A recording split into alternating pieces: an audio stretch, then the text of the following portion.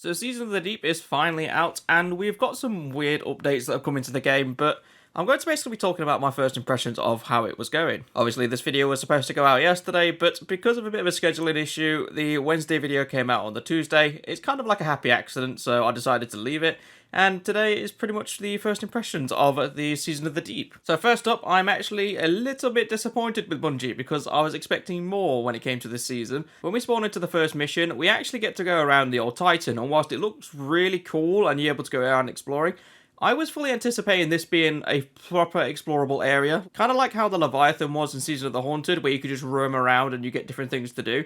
So I really think they missed a trick by not letting us go on the new destroyed Titan areas. And failing that, even if they didn't have the oil rigs where you could go around exploring on them, I would have liked to have had some kind of underwater exploration area so you can just free roam around. But let's talk about the actual missions that are in Season of the Deep. So we have a mission called Salvage, which is a 6-man activity where you basically get to run around and complete different activities. And at the end of these activities, you fight a boss and you get your loot. I'm being completely honest, I kind of like this because it's not exactly clear-cut as you would expect it to. Like, I'm pretty sure everyone plays a role in this, whether you're doing ad clear or doing the actual objectives. And to me, this feels like a 6-man strike, which isn't a bad thing because it's always good to have a new 6-man activity regardless of the season. And like I said in a previous video, I'm just glad we don't have any battlegrounds this time because I'm getting sick to death of having battlegrounds as the standard. And then we have the second activity known as deep dives, and I haven't really done too many of these yet. I can actually safely say I enjoy doing these because it's all about the underwater exploration, and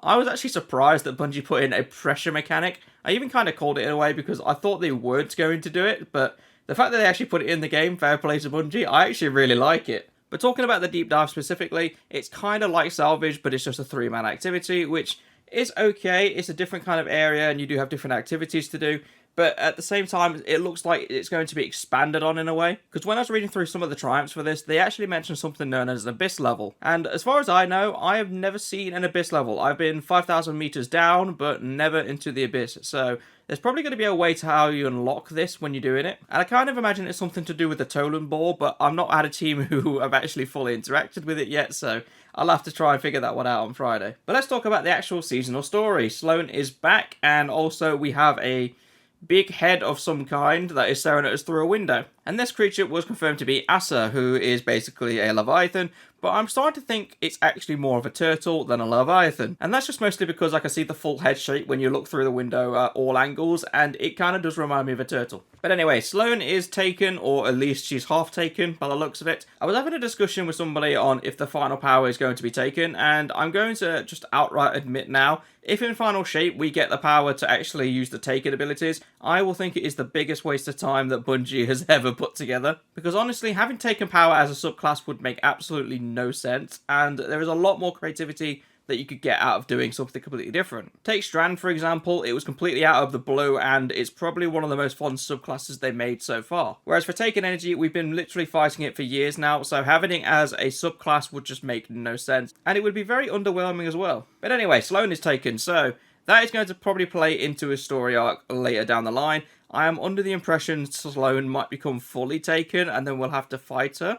But that is just like a weird prediction I've got at the minute. Obviously, if she isn't taken completely and she just stays how she is, then I don't know what's going to happen to her at the end of Season of the Deep, but you never know. And now we have the fishing minigame, and I'm going to be honest, I had no expectation for this at all, because it is just an odd minigame that I never expected Bungie to put into Destiny 2, so I'm just going to take it as an extra thing, and it's weirdly enjoyable, well, for now anyway, because it's new.